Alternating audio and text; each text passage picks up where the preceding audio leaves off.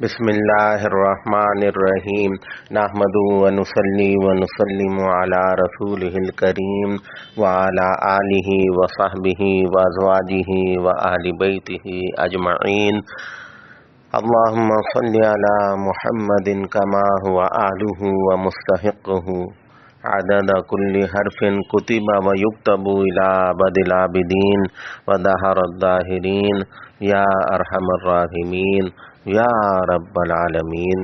اما بعد، اللہ تعالیٰ اس کائنات کے خالق و مالک ہیں. اللہ تعالیٰ نے یہ ساری کائنات اکیلے بنائی. اس کائنات کے بنانے میں اللہ تعالیٰ کا کوئی شریک نہیں. اور قرآن کریم میں اللہ تعالیٰ نے اپنی وحدانیت، اپنی توحید اور اپنی قدرت کے جتنے بھی نظارے ہو سکتے تھے، جتنی مثالیں ہو سکتی تھیں، وہ اللہ نے اپنے قرآن کریم میں بیان فرمائی ہیں. کہیں فرمایا کہ بھئی ذرا آسمان کی طرف نگاہ اٹھا کر دیکھو کہ یہ آسمان بھلا تم بنا سکتے ہو؟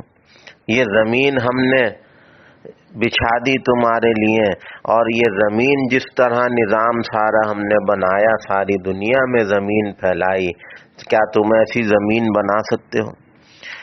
اور کوئی مثال اللہ نے ایسی نہ چھوڑی. چاند، سورج، زمین، آسمان، شجر، حجر اور دریا، سمندر اور ستارے اور سانپ، یہ جو کچھ بھی کائنات کا نظام ہے، یہ سب اللہ نے ایک ایک کر کے سب چیزیں گنوائیں. اور یہ مقصد اس کا یہ تھا کہ اس کائنات، ان چیزوں پر غور کر کے تم یہ سمجھ لو، پہچان لو کہ بھئی کوئی تو ہے جو اس کائنات کو بنانے والا ہے، اس کائنات کو چلانے والا ہے.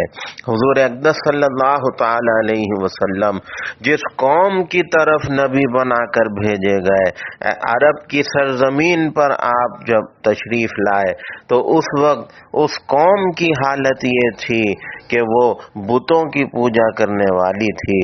اور ایک دو بت نہیں، 360 بتوں کی پوجا کرتے تھے. 360 جو ہے وہ خدا ان کے تھے.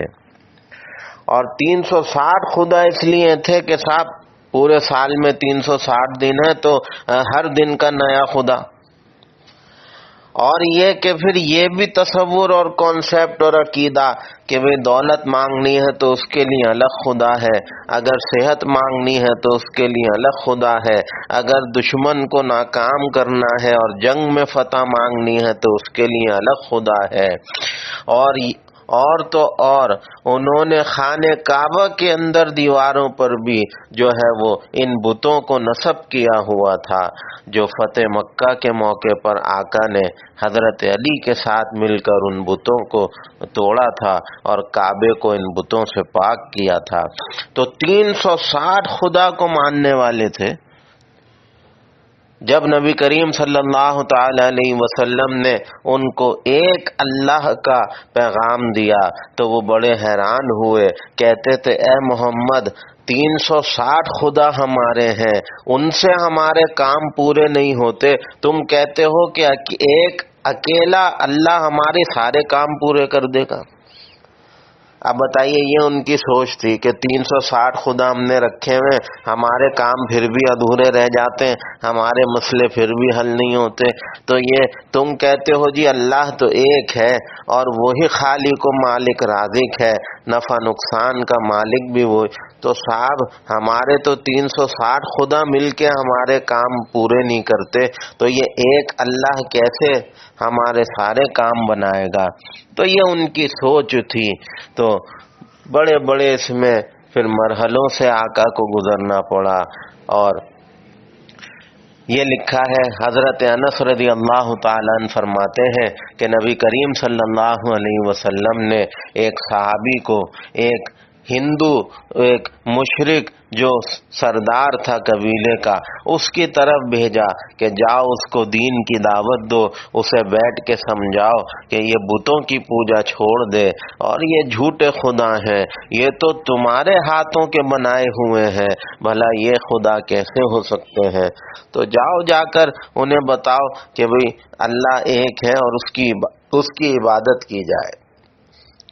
تو یہ لکھا ہے کہ وہ صحابی گئے اس سردار کے پاس اور جا کر اس کو ایک اللہ کی طرف بلایا اور دین کی دعوت دی۔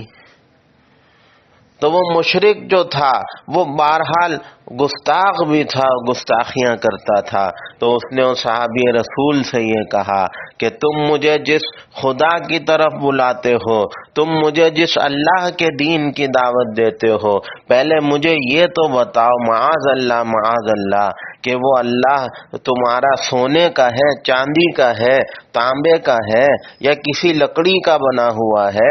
وہ ہے کون؟ پہلے مجھے یہ تو بتاؤ۔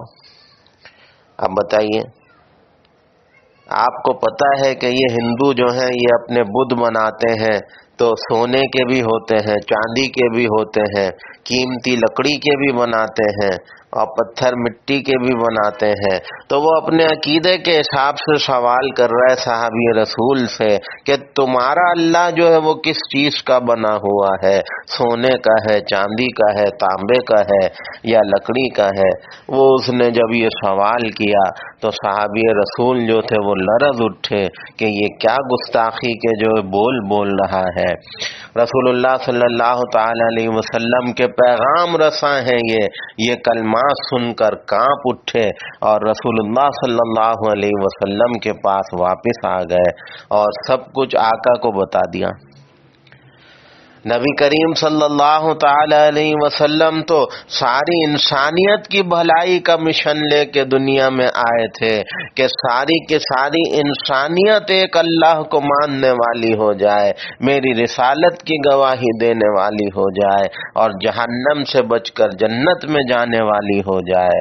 آپ نے صحابی سے فرمایا کوئی بات نہیں، پھر جاؤ ان کے پاس اور دوبارہ جا کے پھر دین کی دعوت دو۔ نبی کریم صلی اللہ تعالی علیہ وسلم کے حکم پر وہ صحابی دوبارہ وہاں تشریف لے گئے اس سردار کے پاس اور جا کے پھر دین کی دعوت دی کہ کلمہ پڑھ لو لا الہ الا اللہ، کامیاب ہو جاؤ گے، ایک اللہ ہے اس کے سوا کوئی نہیں ہے۔ تو اس سردار نے پھر آگے سے یہی گستاخی، یہی سوال شروع کر دیا۔ تو صحابی پھر لرز اٹھے اور پھر آ کر جو ہے وہ حضور اقدس صلی اللہ تعالی علیہ وسلم کو جو ہے پھر آ کے خبر دی، یا رسول اللہ وہ تو اپنی ضد، بھائی یہی بات کیے جاتا ہے، پہلے یہ بتاؤ تو صحیح تمہارا اللہ سونے کا ہے، چاندی کا ہے؟ نبی کریم صلی اللہ تعالی علیہ وسلم رحمت للعالمین کہا کوئی بات نہیں، تیسری دفعہ پھر چلے جانا، ہمارا تو کام ہے دین کی دعوت دینا۔ تو وہ صحابی اللہ کے نبی کے حکم پر تیسری دفعہ پھر کسی وقت اس سردار کے پاس گئے، جا کے کہا اللہ کے بندے اب تو کلمہ پڑھ لے، مسلمان ہو جا، چھوڑ دے ان بتوں کا پیچھا۔ اس نے پھر وہی سوال کر دیا، پہلے بتاؤ تو صحیح تمہارا اللہ سونے کا ہے، چاندی کا ہے، کس چیز کا ہے؟ ابھی جب تیسری دفعہ جب اس سردار نے یہ گستاخی کی، سوال کیا اللہ کی شان میں، صحابی رسول صلی اللہ علیہ وسلم نے یہ دیکھا آسمان سے بجلی گری ہے اور وہ گستاخ سردار اسی وقت ہلاک ہو گیا اور جل کے اس بجلی سے بالکل جو ہے وہ ایسا کوئلے کی طرح ہو گیا۔ تو یہ منظر جب صحابی رسول نے دیکھا تو یہ ڈرتے ہوئے توبہ استغفار کرتے ہوئے نبی کریم صلی اللہ تعالی علیہ وسلم کی خدمت میں آئے۔ آقا نے پوچھا کیوں بھائی کیا کارگزاری ہے، کیا بنا؟ صحابی رسول روتے جا رہے اور بتاتے جا رہے ہیں یا رسول اللہ صلی اللہ علیہ وسلم آج تو وہ گستاخ اپنے انجام کو پہنچ گیا۔ اس نے پھر تیسری دفعہ یہ سوال کیا کہ اللہ سونے کا ہے، چاندی کا ہے، کس چیز کا ہے؟